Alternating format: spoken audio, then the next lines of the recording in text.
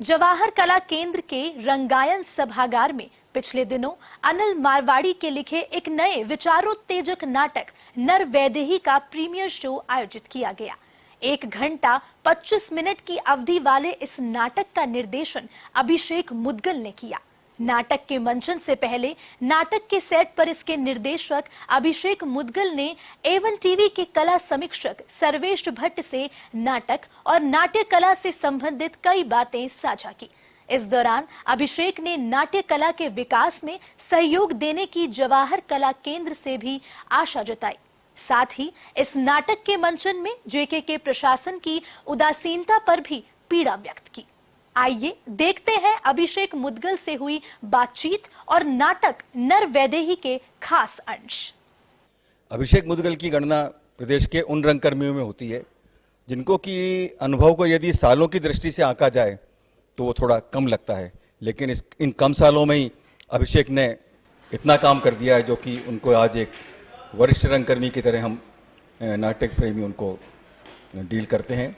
आइए हम जानते हैं इस नाटक के बारे में अभिषेक मुदगल से कि वो क्या सोच के साथ इस नाटक को करने जा रहे हैं।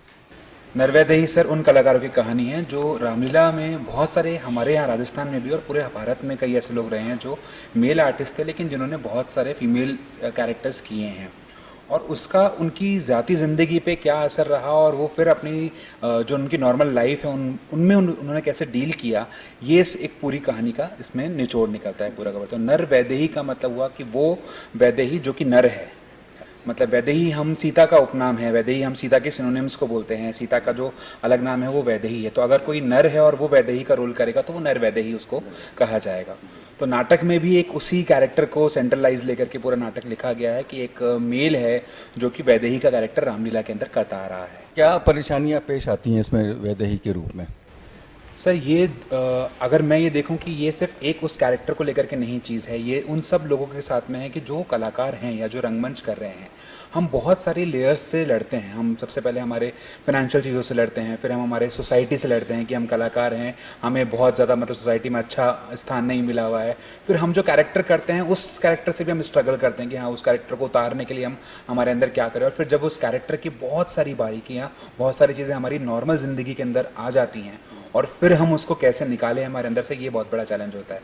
तो सब यही इस कहानी में बार बार दिखाया गया है।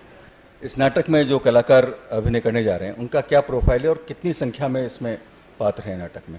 सर 18 कुल इसमें कलाकार हैं जो इसमें पार्ट ले रहे हैं, और ये सारे कलाकार वो हैं जो 2 साल से 3 साल से मेरे अंडर में ट्रेनिंग ले रहे हैं, मेरे ग्रुप के साथ में काम कर रहे हैं। किसी ने 6 नाटक किए हैं, किसी ने 5 नाटक किए हैं, कई कार्यशालाएँ ले चुके हैं।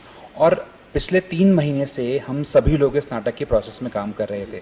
जब हम नाटक पढ़ रहे थे तो हमें लगा कि रामलीला को समझने के लिए पहले हमें रामायण को भी समझना पड़ेगा कि रामलीला का जो उद्भव है वो किस चरित्र से, मतलब किस किताब से हुआ है।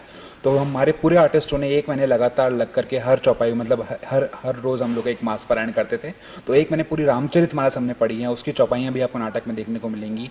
उनकी चौपाइयों को हम लोगों ने नाटक के संगीत में बहुत सारा इसमें यूज़ किया है।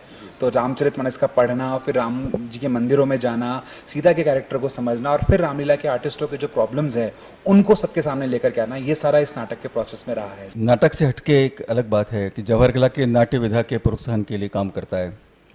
आपको इसमें कितना प्रोत्साहन मिला इस मंचन में जवाहर कला केंद्र से? जवाहर कला केंद्र से सर प्रोत्साहन तो नहीं मिला, बहुत सारी प्रॉब्लम ज़रूर आई। मैंने अभी भी मतलब उनको एक रिक्वेस्ट की है इस चीज़ के लिए कि चलिए मैं तो मतलब एक आर्टिस्ट हूँ और मैं कर पा रहा हूँ। जैसे कि प्रोत्साहन के नाम पर तो ये कि अगर जवाहर कला केंद्र में कोई नाटक करना है तो आपको 15,000 रुपये देने पड़ेंगे वहाँ पर। और अगर मैं 15,000 रुपये देता हूँ उस नाटक के अंदर और मैं 100 रुपये का टिकट भी रखता हूँ और 100 लोगों को बुला पाता हूँ तो मेरे सिर्फ 10,000 ही कवर होते हैं, जो कि किसी भी हालत में एक नाटक का खर्चा निकालने के लिए बहुत कम है। तो अगर इस ऑडिटोरियम का प्राइस कम हो और अगर हम टिकट बढ़ा करके बेच सके, जैसे अगर हम लोग 200 के टिकट रखते हैं तो हम कमर्शियल बुकिंग में आ जाते हैं, तो हम टिकट भी बहुत ज़्यादा नहीं रख सकते कि नाटक के अंदर। तो प्रोत्साहन तो नहीं है सर किसी भी तरीके का, लेकिन ये हम हमारे लेवल पे पूरा का पूरा तैयार कर रहे हैं। सब बुकिंग, सब आर्टिस्ट ने मिलकर के इसमें पैसा इकट्ठा किया और सबने लगाया इसमें।